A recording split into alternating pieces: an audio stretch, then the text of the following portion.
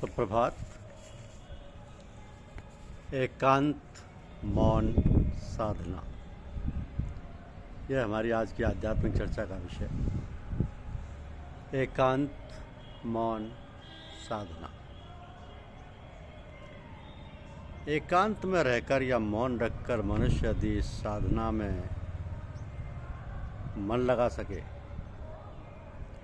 तो उसके द्वारा उसका अपना और जगत का जितना उपकार होता है उतना उपदेशकों, व्याख्यानदाताओं और प्रचारकों के द्वारा कदापि नहीं होता। प्रचारक की वृत्ति बहुर्मुखी रहती है।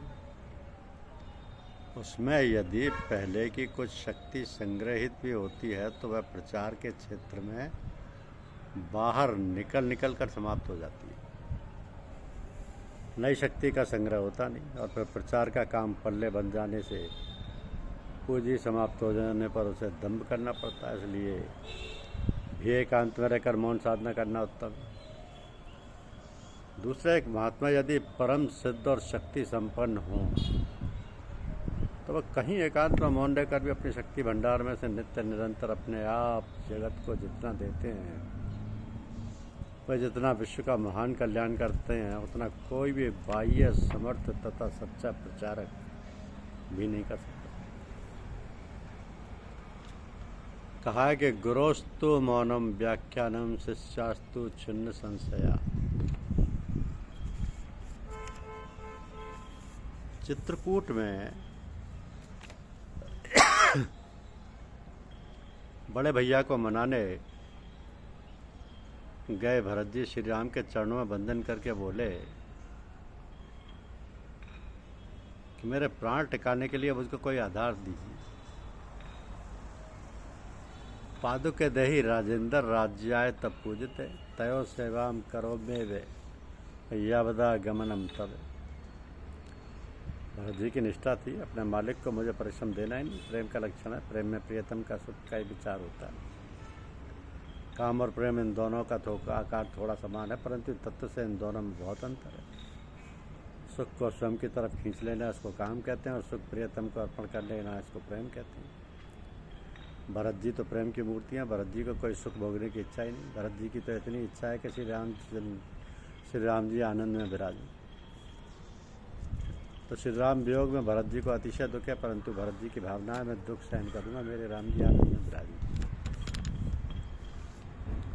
भागवत में कथा आती है कि प्रभु ने द्वारका का उपसंहार करने का निश्चय किया। तब उन्होंने उद्धव से कहा कि उद्धव, तुमसे ये उपसंहार देखा नहीं जाएगा, अब तो बद्रिकाश्रम में जाकर रहे। उद्धव ने कहा आप साथ में चलो। तब श्री कृष्ण ने कहा उद्धव, तुमको अकेले ही जाना पड़ेगा। चैतन्य रूप से मैं तुझमें निवास करता ही हूँ, तो ऐसी भावना रख के मैं तेरे साथ ही हूँ। उद्धव जी प्रार्थना करते हैं, नाथ भावना आधार बिना नहीं हो सकती, निराधार भावना होती नहीं। आप मुझको ऐसा कोई आधार दें जिससे मैं भावना करूं। तो श्री कृष्ण भगवान ने उद्धव जी को स्वयं की चरण पादुका दी। उद्धव जी ने मान लिया कि द्वारकानाथ अब मेरे साथ है। मैं अनाथ नहीं, मैं सनाथ हूँ। ये पादुका नहीं, परमात्मा मेरे साथ आए। उद्धव जी का प्रेम ऐसा है कि उस चरण पादुका में उनको श्री कृष्ण के दर्शन होते हैं। श्री रामचंद्र जी ने भरत जी को चरणों की पादुका दी। भरत जी को तो ऐसा आनंद हुआ कि चरण पादुका नहीं है तो प्रत्यक्ष सीताराम जी हैं। मेरे राम मेरे साथ हैं, मैं अकेला नहीं, मैं राम जी के साथ अयोध्या जाता हूँ। प्रेम में ही शक्ति है। प्रेम जड़ को चेतन बनाता है। लौकिक दृष्टि से विचार करो तो पादुका जड़ है, परंतु श्री रामचरण की पादुका में भरत जी को श्री राम जी के दर्शन होते हैं। जो वस्तु जैसी है उस वस्तु को उसके यथार्थ रूप में जाने, उसका नाम ज्ञानी। ज्ञान से किसी वस्तु में फेरफार होता ही नहीं। ज्ञान में किसी वस्तु का परिवर्तन करने की शक्ति नहीं, परंतु परिवर्तन करने की शक्ति प्रेम में अवश्य है। प्रेम तो जड़ को चेतन बनाता है। प्रेम निष्काम को सकाम बनाता है, निराकार को साकार बनाता है, स्वतंत्र को परतंत्र बनाता है। भरत जी का प्रेम ऐसा है कि भरत जी को चरण पादुका दिखती नहीं, प्रत्यक्ष श्री सीताराम जी के दर्शन होते हैं। तो भरत जी ने पादुका को माथे पर पधराया। मस्तिष्क बुद्धि प्रधान है, इसमें प्रभु को पधराओगे तो तुम्हारे मन में कोई विकार नहीं होगा। जो अकेला फिरता है वो दुखी होता है, परमात्मा को साथ रखकर जो फिरता है वो सुखी होता है। भरत जी पादुका के साथ अयोध्या में पधारे, नंदीग्राम में वास किया। भरत जी ने सिंहासन के ऊपर पादुका की स्थापना की। तत्र सिंहासने नित्यं पादुके स्थाप्य भक्ति थे पूज्यत्वा यथारंग गंध पुष्पाक्षताब्धि राजोपचारे राखले प्रत्यहम नित्य व्रत। भरत जी पादुका की राम जी के समान नित्य पूजा करने लगे, कठिन तत्पश्चर्या आरंभ की। राम जी वन में कंदमूल फल का सेवन करते थे, इसलिए भरत जी ने भी अनाज लेना बंद कर दिया था। भरत जी का नियम था कि आंगन में कोई साधु तपस्या आए तो उसका सम्मान करना, उसको मिष्ठान खिलाना, परंतु भरत जी ने 14 वर्ष तक अनाज नहीं दिया। भरत जी गो मुख वायक व्रत करने लगे। गाय को जो खिलाते गोबर के साथ निकलने वाले उन जौ को बीन लेते, उनको गोमूत्र के साथ उबाल कर उनकी लस्सी बनाते। इस प्रकार उबाले जौ 24 घंटे में एक बार भरत जी आरूढ़ थे। भरत जी ने जटा बलकल धारण किए थे, वे भूमि के ऊपर सोते और ब्रह्मचर्य व्रत का पालन करते थे। तो राम जी की तपश्चर्या की अपेक्षा भरत जी की तपश्चर्या सहज नहीं थी। वन में रहकर तप करना बहुत कठिन नहीं, राजमहल में रहकर तप करना बहुत कठिन है। सब प्रकार की अनुकूलता हो फिर भी मन किसी विषय में नहीं जाए, वह है सच्चा वैराग्य। संपत्ति मिले फिर भी संपत्ति में मोह नहीं है, यह है वैराग्य का स्वरूप। जंगल में वृक्ष के नीचे बैठकर संयम रखना कदाचित आसान है, आवश्यक नहीं। कारण आँख को और मन को चंचल करने वाली कोई वस्तु वहाँ दिखती नहीं। मिली नहीं नारी तो सहज बाबा ब्रह्मचारी, मिली नहीं नारी तो सहज बाबा ब्रह्मचारी। भिखारी को खाने को ना मिले तो वह उपवास करता।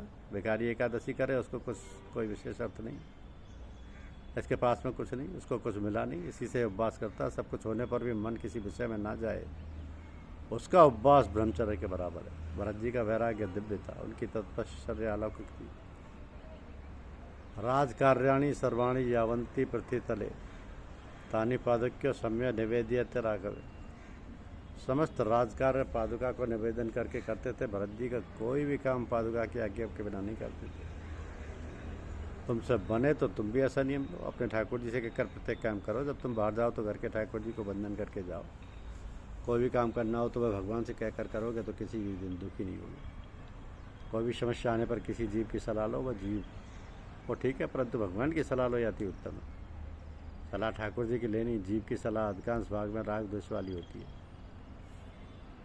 तुम्हारी कुछ भी समस्या हो तब ठाकुर जी का श्रृंगार कर, भोग कर, धरा आरती उतार कर पीछे शांति से हाथ जोड़कर महामंत्र का जाप करो।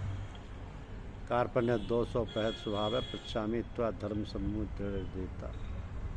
ये श्लोक महामंत्र है, श्लोक का जप करो और श्लोक का जप करते करते भगवान के चरणों में सो जाओ।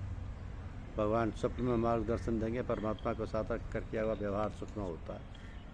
ईश्वर से विमुख होकर किया हुआ व्यवहार अपमान उत्पन्न करता है। तो भरत जी प्रत्येक काम पादुका को निवेदन करके करते थे। भरत जी तन से तो अयोध्या में थे, परंतु भरत जी का मन राम जी के चरणों में था। भगवान शंकर भरत जी को ब्रह्म मुनि तथा ब्रह्मनिष्ठ महापुरुष की उपमा देते हैं। राम जी की प्रतीक्षा में भरत जी अयोध्या में स्थिति से तपस्या करते थे कि भरत जी का रोज का नियम था। सायकाल में पादुका को फूलों से सुंदर श्रृंगार कर पादुका में नेत्र करके सीताराम सीताराम सीताराम का जप करना। भरत जी पादुका में दृष्टि स्थिर रखते थे। तो भरत जी को ऐसा अनुभव होता कि श्री राम जी तो यहीं विराजे। श्री कृष्ण जी परमात्मा जब मथुरा में और द्वारका में विराजते थे तब प्रत्येक गोपी को ऐसा अनुभव होता था कि मेरे कृष्ण मेरे साथ ही। जितनी गोपियाँ होती हैं श्री कृष्ण। उद्धव जी गोपियों को समझाने के लिए गए, तब गोपियों ने कहा उद्धव वे श्री कृष्ण कोई अलग होंगे जो मथुरा में रहते हैं। मेरे कृष्ण तो मुझको छोड़कर गए ही। मेरे कृष्ण निरंतर मेरे साथ ही 24 घंटे मेरा और इनका नित्य संयोग है। गोपियों का प्रेम अति शुद्ध है।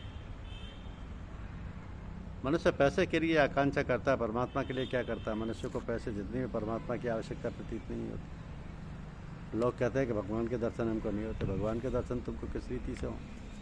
तुमको प्रभु की क्या आवश्यकता पड़ती है? परमात्मा के लिए तुम क्या करते हो? यह जीव ईश्वर के लिए लौकिक सुख का त्याग ना करे तब तक भगवान को भी दया नहीं आती। परमात्मा तो व्यापक होने से तुम्हारे पास ही है, साथ में ही रहते हैं। तुम सावधान होकर प्रभु के लिए कुछ साधन करो, भरत जी के जैसा पवित्र जीवन बिताओ, तो परमात्मा अवश्य प्रकट होंगे। धन्यवाद।